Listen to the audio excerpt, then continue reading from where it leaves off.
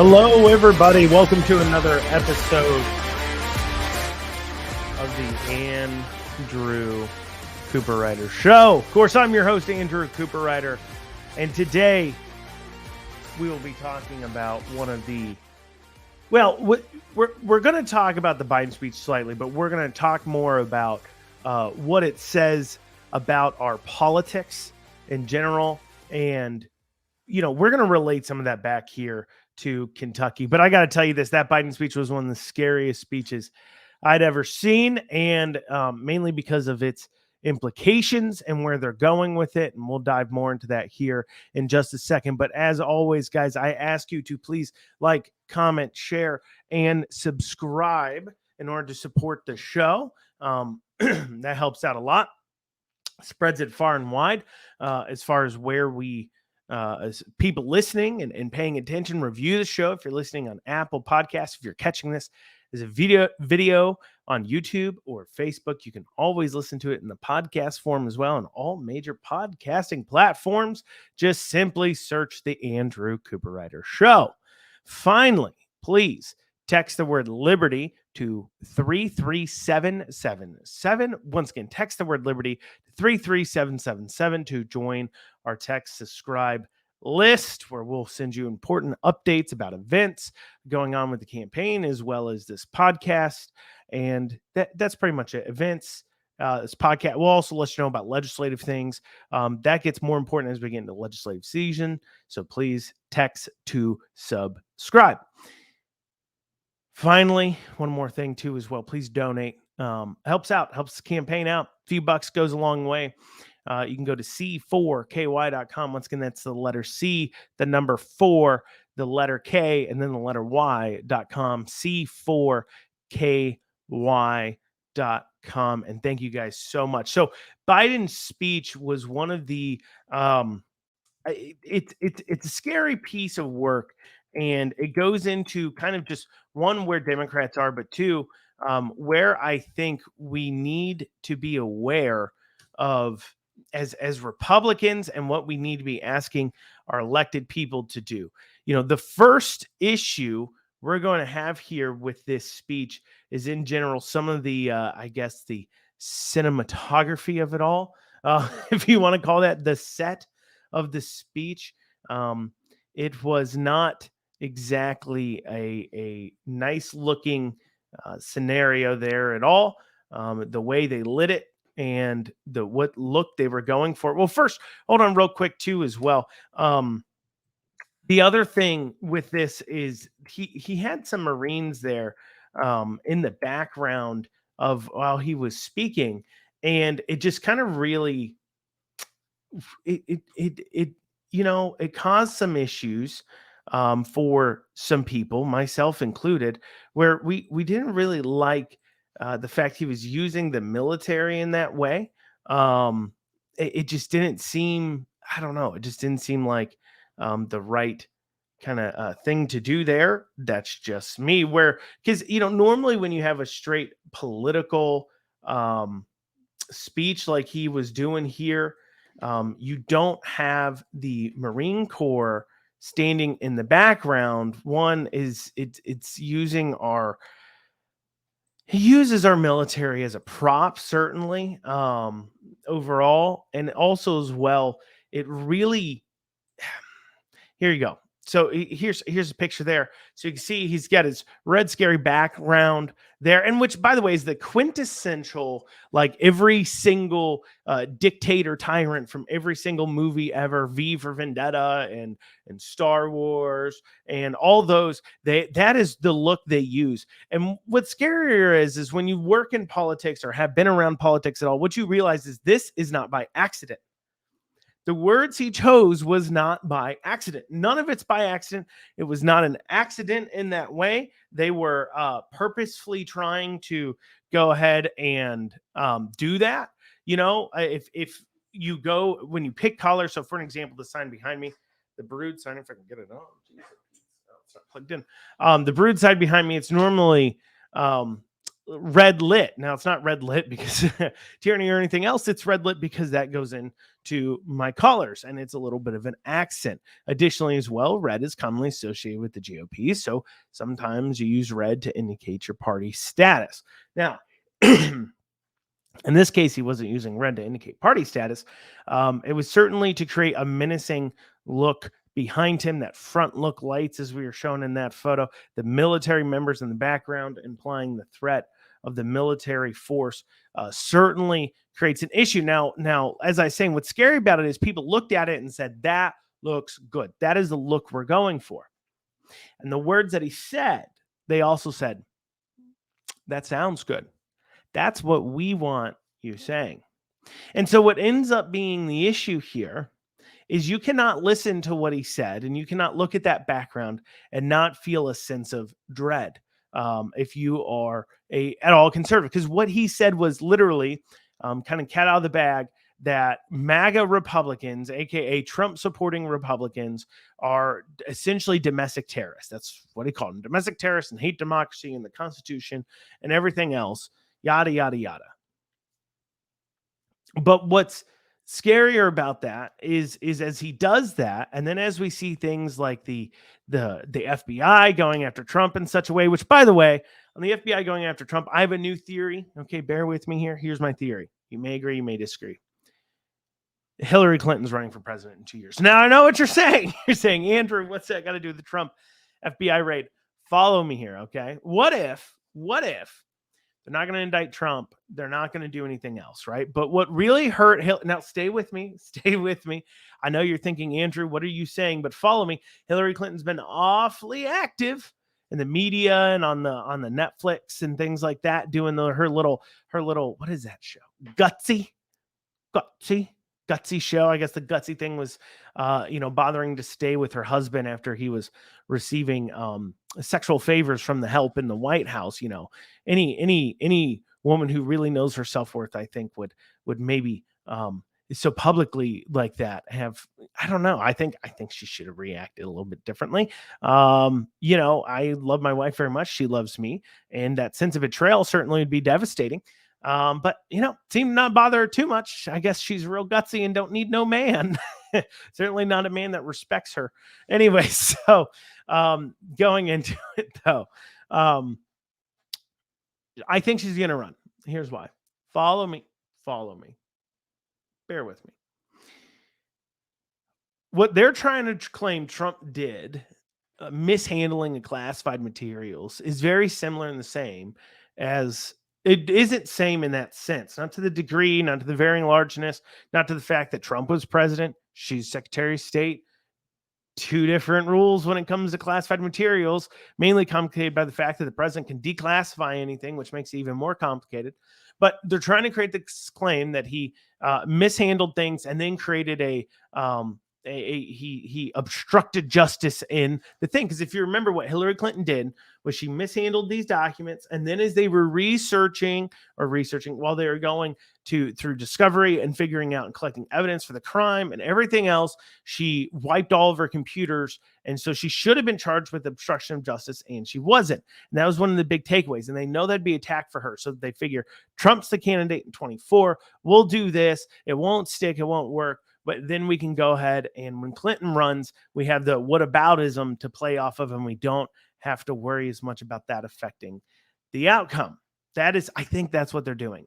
Hey, call me crazy, but that's what I'm going for. But that is obviously a political move, and that's the point overall, is that a lot of what we're seeing out of the Democrats is using government and forces in a political manner. Now, this isn't new, right? And this kind of goes into the way you think. Now, follow me here, but Republicans in general. So, an issue a lot of us talk about is with this whole changing pronoun thing and changing your gender thing. It's weird. It doesn't make sense. It's not logical. But let's say that we want to go ahead and use that as an example. When you walk up and you look like you're wearing a dress and have a beard and everything else, and come up and say, my pronoun is they, we say, that's really weird. And I'm not going to do that. I'm not going to do that. I'm going to call you, you got a beard. You look a little more masculine. I'm going to call you a dude. If I slip up a few times calling you a dude, that's because, well, you look like a guy, and that's what I'm gonna say. I'm just gonna use whatever pronoun I feel like using because you're presenting yourself as. And if you want to be called her, then you should, be a her. And if you want to be called him, then you should be a him. But like, where it's not so hard. Like if I have to ask you what your pronouns are, um, there's a problem going on. That's my point. That's it. But putting that to the side, just talking about the fact that I don't want to use government to force you to not be able to request your pronouns. I don't want to use government to somehow eliminate you or have the Gestapo come after you because you're mentally ill, right? As long as you can at least feed yourself, I guess, and take care of yourself. That is what it is. But I don't want to do that. But what do the Democrats want to do if you're not willing to play along with those types of fantasies? They want to arrest you. They want to claim it's a hate crime. They want to charge you for it. If you're not willing to transition your child, see, if somebody else wants to transition their child, most of the time Republicans are like, that's weird, that's strange. That it's as long until we get into surgery, and then surgery, it's like, hey, you can't do that. That's child abuse. But anyway, so we can say, hey, that's strange, that's weird.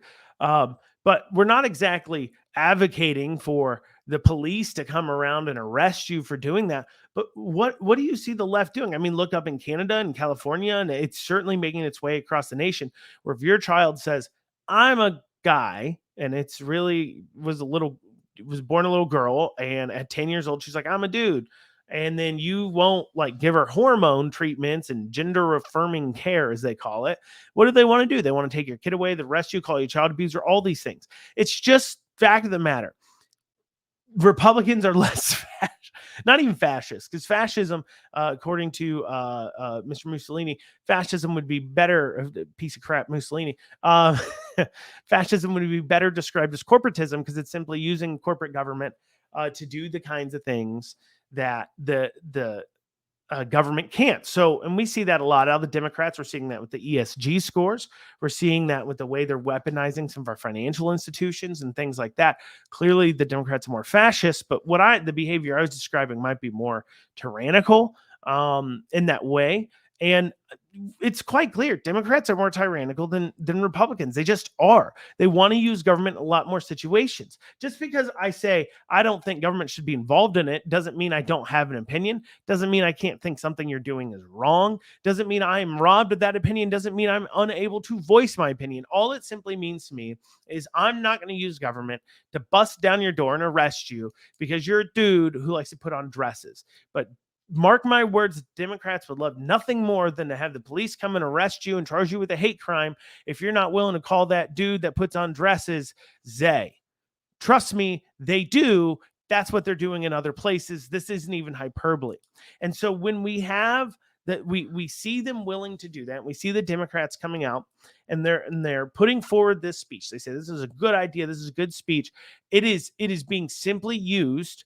They're trying to spur up hate, resentment, and violence. That's what they're trying to do. That's what that speech is for. The military was there to make people feel like they're up against the machine, not just Democrats, but government as a whole. That's why they had it there. It was red with that kind of theatrics to try. They're trying to get violence to go. They're trying to get demonstrations and the MAGA Republicans to raid on the Capitol again or whatever they think that they did, which they, whatever. But anyways, they want them to do those things because it's good for the midterms. They are trying to cause political violence to help them politically. I'm going to say that again. The Democrats are purposefully trying to elicit violence from Republican. Now, they don't care about violence on the left. With the BLM riots, fine. Those are okay. There's even some people in the Republican Party who seem to think those BLM riots were okay. More on that in other episodes. But BLM riots, okay. Those kinds of okay. But here, Republicans, gathering together in a rally, expressing their Second Amendment rights sometimes or whatever, pearl clutching. It's awful. It's terrible. right? We don't focus in on that. They're trying to elicit violence, though, to help them politically. These people hate us, not just Republicans. They hate you as citizens. They'd rather you be divided. They'd rather you be at each other's throats. They'd rather you are acting out violence in the streets to help them stay in power. I'm going to say that again. They want you to hate each other and attack each other so they can stay in power. That is what's so scary about that speech. I've never seen such a blatant showing of how these politicians think. And it's across both boards. Don't get me wrong. Republicans do this and Democrats do this, especially in the higher up echelons of the party. They stop caring about the people. They don't care anymore about doing what's right. It's like 1984 has this line and they say, power for the sake of power. They're going after power for the sake of power. They don't want to do anything. They don't want to help you. They don't care about you. They don't like you. They don't love you. They don't do any of that. It's about what is best for them. And this misuse of government, that doesn't just happen in DC. Happens right here in Kentucky. In fact, Kentucky's consistently ranked as one of the most corrupt states in the nation. Think I'm lying? Go Google it. Go Google Kentucky most corrupt state in the nation, and you'll see it's constantly in the top 10 most corrupt. Mostly because we've been led by Democrats for a long time. But let's talk about Kentucky, okay? Let's give some good examples of where government misuse and overreach is being used here. We've got here in Lexington, Jim Gray, he was the mayor for a little while, and now he is the Secretary of Transportation under Beshear. Jim Gray's home property here in Lexington was not reevaluated for property value in almost 20 years. 20 years, they never reevaluated it for its property value. Democrats who love their tax dollars and they love raking it in and hiking it up and talking about everyone needs to pay their fair share. What is your fair share of somebody else's stuff? I don't know. But anyways, everybody needs to pay their fair share. Jim Gray is one of the richer people, certainly in Lexington. Jim Gray, let's see what his net worth is here. Jim Gray's net worth, according to, let's see here, according to, let's see if I can find it here. Mayor Jim Gray. So, because he owns Gray Construction, right? Let's see. Here we go. Jim Gray. Let's see if we can find it. Net worth. Probably not. He's CEO of Gray Construction. His net worth is believed to be in the neighborhood of $4 million ish. Okay. His company, Gray Construction, revenue wise, is doing, let's see here, it's been around for 60 years. It has, let's see, 57 employees. And here we go. It does Gray Construction. I'm sorry, it's got more employees than that. 1,300 employees, according to this. 1 billion, between 700 million to 1 billion in revenue yearly, Gray Construction. Okay. So Jim Gray owns Gray Construction, around $1 billion company. So Jim Gray's worth more than a couple million. He's worth a fair amount more. His property value, his property tax. So if there's anybody, this is the guy that Democrats would sit there. Jim Gray's the kind of guy that Democrats would sit there and say he needs to pay his fair share of taxes. His property value on his home has not been reevaluated in 20 years, despite the fact that homes all around him had been getting their property valued every couple of years. But so just so happens his home hasn't been done. And when asked about the PVA, said, well, it must have been a slip through the cracks. Right? There's a lot of slips through those cracks in Lexington property valuation as far as it goes. But it's real interesting. It's really interesting that we see this Democrat not paying his fair share of taxes. What else we got here? Economic Development Secretary Larry Hayes. So everybody knows I dislike this Ford deal. But it's interesting that the point man for the Beshear administration on this was Economic Development Secretary Larry Hayes. And Larry Hayes, by the Ethics Commission, was asked to remove himself from the deal because of he stands to financially greatly benefit from it. And you say, Andrew, how does he benefit? Well, it turns out old Larry Hayes owns 10 acres right next to the developmental site for the Ford battery plant. That's right. So for the Ford battery plant, he owns a chunk of property right next to it. And then on top of that, he owns a industrial storage facility just 3 miles down the road. It is estimated that he will have a 10 times up in value of his property, that piece of land he owns, once this factory is going in there, deal signed and done.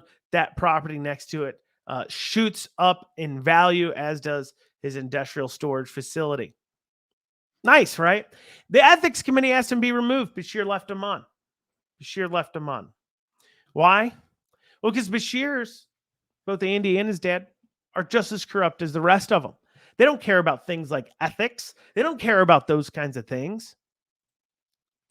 Let me tell you about how much Bashir doesn't care about ethics. Let me tell you about just how much Bashir is just like old Joe Biden, willing to use the government to target his political enemies. I'll give you an example here. I'll use our example here. So for those of you who are unaware, 2 years ago, right, my coffee shop brewed. We stayed open fighting on these mandate stuff because, well, it was wrong, right? And we don't need to go to the ins and outs of it, everything else. All you need to know is we lost our liquor license, our beer license, not liquor. We sell beer for about 2 months. We got it back while we were going through the appeals process on it. And that appeals process has been ongoing. Bashir still has us in court trying to take away our beer license because, and this is the stated reason, because we created an unsafe premise when we stayed open with the vid. And so now you may be asking yourself, what do you mean by that? Well, the statute says a facility that serves alcohol has to keep a safe premise. Now, what it was meant to mean was bouncers, if you have too many people, security, not over serving, not, creating a big drunken mess, whatever, right? Safety. Now, what they did is they took that to mean, well, also too, you now have to create a safe environment for diseases. And what's funnier is that during the administrative hearing that was last year, and you can watch a replay of that, I think, over on Broods if you want, the state epidemiologist admitted that according to currently known science, I was actually not creating an issue. But the science they knew at the time, when I stayed open, stated that I was. So they even admitted in court, the state epidemiologist admits that they should have never shut down restaurants to begin with. That it did nothing to fight vid. That there is nothing that occurred there. And by me staying open and serving coffee, I created no risk to people or to my community. They admit that in court under oath. But according to the science they knew at the time, they thought I was. So the administrative judge rules saying, well, this is kind of confusing. How about the 2 months where he didn't have his license back then? That's punishment. And then we all just move on with our lives. That wasn't good enough for Bashir. So he demanded that they take my license anyways. And we're in court. Now I have my license while we're in court, but we're in court. Now what gets more interesting about this is the fact that when you go back and you look at prior state budgets, this last one and the one before last, as a line in there that says Bashir cannot expend more than $5,000 enforcing COVID mandates. What is he doing when he spent way more than that just in my court case? I don't know what else he's done for other people, but just in mine alone. So not only is he going after somebody claiming that you're creating an unsafe premise when their own people admit I wasn't, but additionally as well, they're violating state statute in spending money enforcing vid mandates. Now, of course, this is all in court, and there's appeals, and there's arguments, and everything else. Because nobody enforces the law in the government. That's what you find out. And so when it comes to people like Bashir, he can willy-nilly use government how he wants to against his political enemies and against whoever he wants. And he wants me to pay because I dared to threaten him and I made his life hard because I dared to try to provide for my family. And so he's violating state statute. He's violating the law. Corrupt as all get out to target a political enemy. And what happens? We got to wait for the courts to figure it out, which we see what's wrong there. I mean, that takes time and money, and it also costs us and it creates damages. I'll give you an example. Recently, we wanted to up our beer license to be able to sell poured liquor. They said no. They said no because, well, we need to see what the outcome of this case is before we do it. And I can go and get an attorney to fight on it and argue it and everything else. But, it costs more money for me, more money out of our pocket to continue to fight on these things. But that's what they want, because they take your money at gunpoint, essentially. And if you think they're not, don't pay your taxes and see what happens. Just because when they first show up, they don't have guns doesn't mean eventually they won't. The threat's there.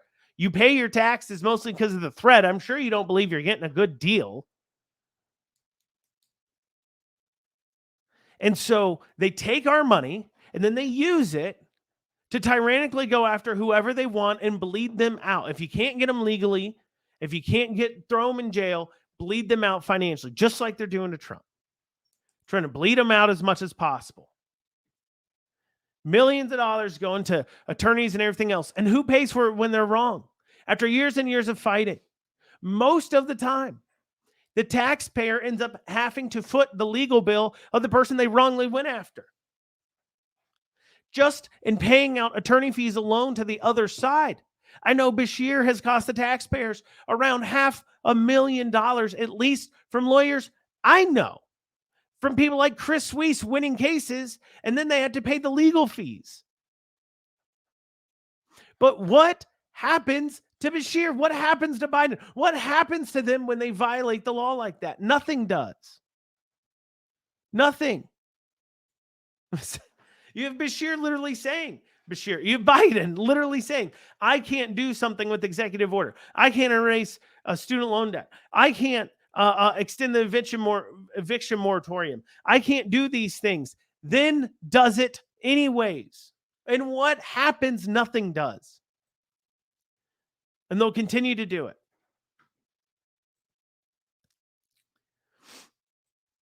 So what do we do?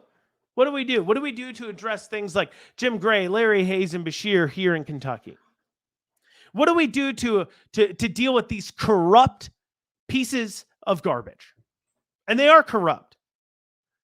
And I know as they're hearing that, they're saying, what are you saying? The pearl collectors out there, did he just call Jim Gray and Larry Hayes and Beshear a piece of garbage? I did. Well, the rest of us are faced to pay our full tax bill for many things these political people have advocated for, to pay for their projects and their ideas and their money, and them coming after us to pay for them. And then they avoid those same things. Or Beshear using our tax dollars to subjugate us. And then when we fight back, paying us back with our own tax dollars for the political fee, for the lawyer fees for those who stood up on it. So what do we do? What do we Republicans do? Here you go. Republicans, stop legislating like you're trying to stay in power and start legislating and start acting and changing the government so you don't mind if your enemies have control of it, because one day they will. In Kentucky's entire history, we've only had 9 Republican governors since 1860. I'm going to go back to only 1860 because Whig Party and stuff. 9 since 1860. 30 Democrat Republicans at the same time. In the last 100 years, we've only had 6 Republicans, 16 Democrats. Republicans have only had control of the House of Representatives in the state of Kentucky for the first time. In 2017 is when they first got control for 100 years. 100 years. It is not and should not be impossible for Republicans to be able to understand and conceptualize the idea that Democrats will take over one day. And we need to legislate and prepare ourselves for that. We need to build a government that we don't mind them running because it's not able to do things. We need to stop rolling things forward and roll things back. I'll give you an example. These Republicans in this state created Kentucky's Commission on Race and Equal Opportunity. Get rid of it. That is the kind of thing that Democrats will grab a hold of and use to force down their own woke ideologies. You may have created it thinking, oh, well, we want to make sure everything's equal. Or I don't even know why you created it. I don't know what garbage lie from the Democrats you bought into that made you vote yes on this, but get rid of it. It's crud. It's a cruddy idea. It is a liberal socialist justice warrior idea. And if you leave it in place, they will use it to justify what they're doing. And when you go after them in court, guess what? They will claim the fact that you made it is giving them their powers. This isn't a new idea. This is what Beshear did when he's arguing in court. Well, you're the ones who voted for it. Talking about the emergency powers. Up until the 1990s-ish, I think late 1990s, there's only one body who had the ability to suspend law in the state of Kentucky, and that was the legislature. Makes sense, because they're the ones who make the laws. So, of course, they could suspend laws according to our Constitution. They were the only ones, our state Constitution. They then, in the 90s, give the ability to suspend law to the governor in the state of emergency. Republicans get control in 2017 of the House. They're Republican governor in Bevin, and they don't roll that back. They don't change that. Instead, what they do is they leave it alone. Beshear gets in control. The emergency over vid happens. He then uses that to suspend law. You try to sue him in court for what he's doing, and the state Supreme Court says he can do it because you've given him the power. So what do you do when you get back into power? Do they pull back the ability to suspend law to only legislators? No. They say that the attorney general can now suspend the law. The governor makes the request and the attorney general approves it. What happens when they're both Democrats? You don't think it'll happen? Look at our history. At some point, the legislature will be a majority of Republican, while the AG and the governor are Democrats. It will happen. And you have once again set us up to be in the same situation we just were with vid and suspending law and not calling you into session to be able to take control. Leave the ability to suspend laws with you. What else? What else do we got? We got the pension problem here in the state. What caused that? Old Beshear's daddy borrowing against the pensions. We have a balanced budget amendment in Kentucky, but for some reason the pensions don't count. Your pension obligations are not a part of your general thing. So what happened was essentially Beshear Sr. was not paying into the pensions as he should have, and instead was spending on all kinds of other boondoggle stuff. What ended up happening was the economic downturn happened, and then the pensions started going broke because of the fact that they had no money because they were losing it in the stock markets. If they're fulfilling their pension obligations and not borrowing from it for whatever boondoggle BS Beshear wanted to do at the time, then it wouldn't have been an issue. Bevin comes in trying to fix it. He obviously gets a lot of pushback.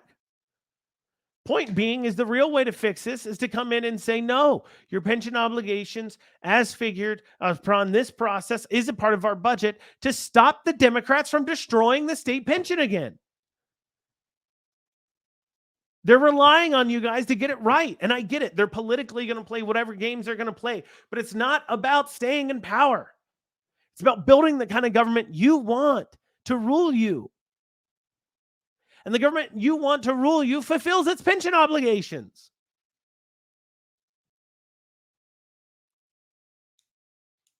Get rid of the income tax. If we lower the amount of ways that the government can tax us, and we consolidate it down more into solitary taxes on the public, then we're more aware and you get more pushback. You see, follow me here. They tax us 20 different ways till Sunday in order to hide how much they really take from us in taxes. You pay a tax every time you turn around. Reduce it down. Make it one sales tax. Get rid of the income tax completely and then spend less money.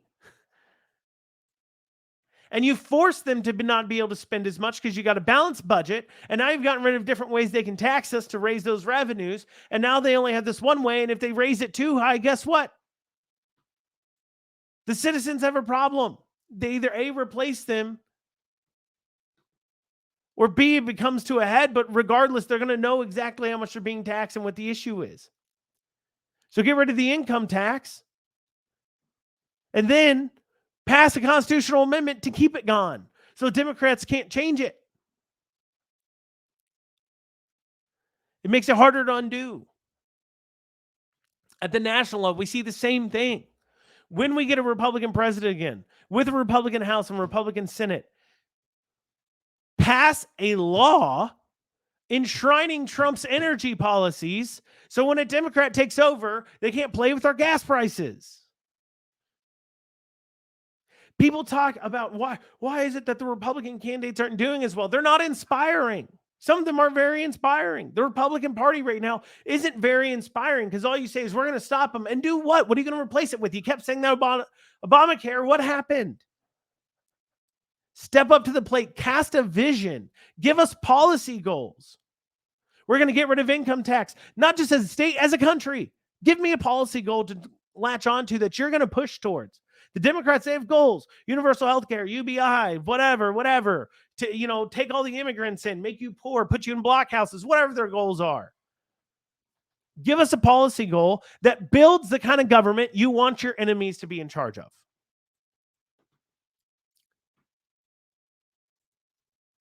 Our country, our state